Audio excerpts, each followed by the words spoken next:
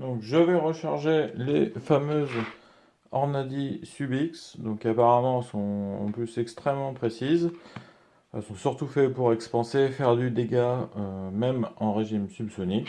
Donc là, bah, c'est sûr que dans du carton de C50, ça fera pas forcément plus de dégâts, mais en tout cas, on va voir ce que ça donne en précision.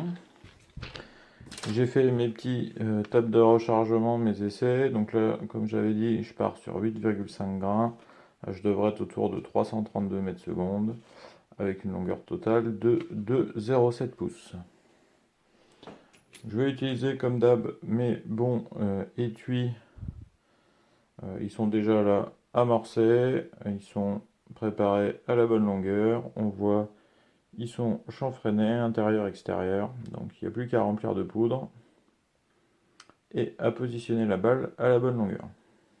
Je vais faire seulement 10 cartouches d'essai pour celle-là, donc je vais faire directement la N110 à l'intérieur de l'égraigneur et je vais mesurer à la main un à un, ça ira aussi vite que de régler la doseuse volumétrique.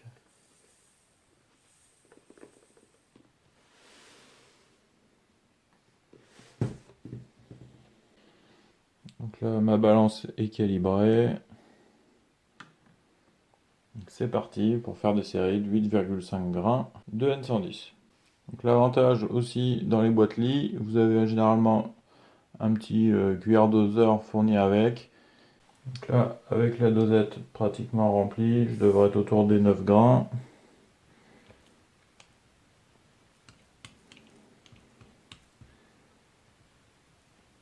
Voilà, 8,5, impec.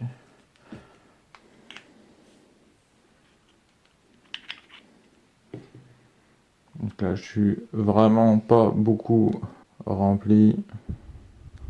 Donc là, la poudre, il y a à peu près que ça de rempli à l'intérieur. Mais du coup, avec un enfoncement quand même assez conséquent, bah, on est plutôt pas mal.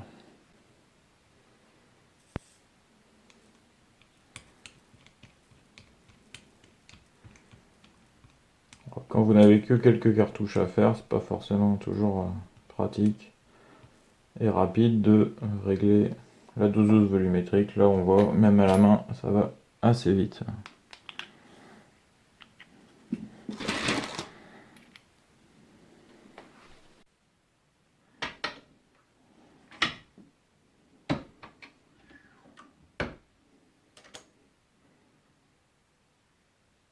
En plein milieu des cannelures.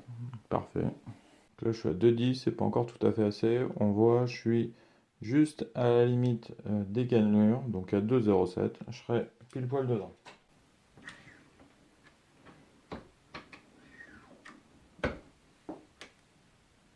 Là, je suis juste à la limite des cannelures.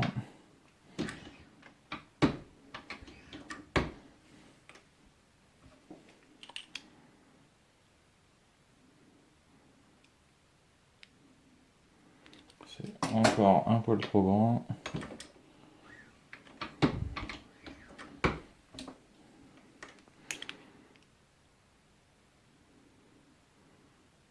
Là, je suis pratiquement bon. Un tout petit chouïa. Et ça sera parfait pour le suivant.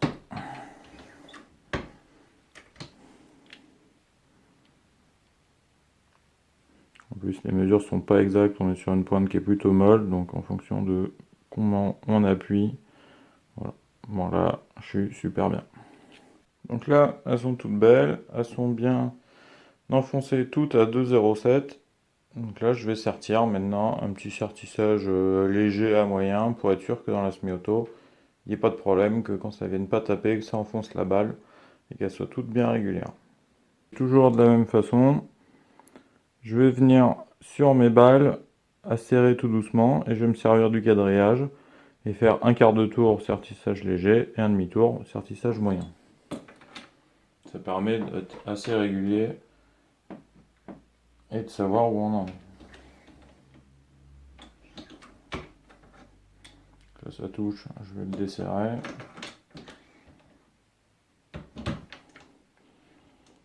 Je viens serrer à fond sur ma balle. Donc vu d'en haut, ça donne ça. J'ai ma petite croix. Et je vais venir serrer d'un quart de tour.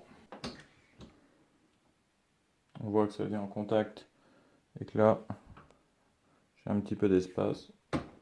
Et je viens sortir légèrement dans la gorge.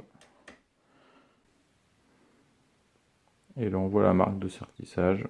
Donc là, je suis tranquille. Donc là, bah, ça fait un beau pruneau. On a pratiquement une balle qui fait la taille de l'étui. Donc dans un R15, tiré au point rouge, chrono à l'ancienne mais qui fonctionne bien, en V0, et petite baisse de vitesse, donc je suis à 318 mètres secondes en moyenne au lieu des 332 annoncés dans GRT, donc là j'aurai une petite correction à faire, et d'excellents résultats, parce que je suis 1,6 MOA, ce qui est un peu plus petit que le point rouge. Donc plutôt content, des valeurs assez correctes, et un bon écart type, donc c'est plutôt pas mal. Je vais juste maintenant essayer en chargeant un petit peu plus fort.